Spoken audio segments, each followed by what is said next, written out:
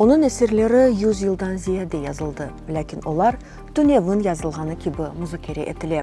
İsmail Gasprinski'nin korunya ki, gelecekte laf etmek için bir ustalığı var edi.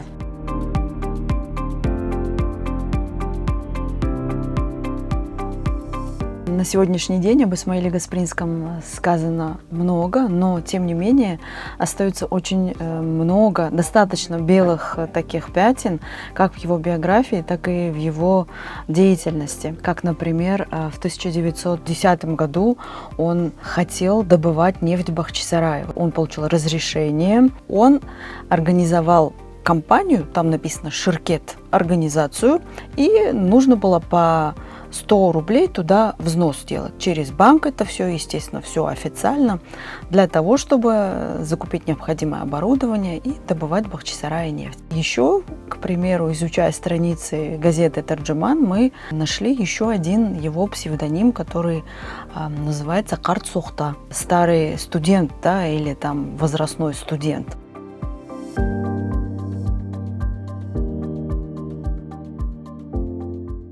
Для меня очень интересны были заметки и статьи, связанные с мусульманской благотворительностью.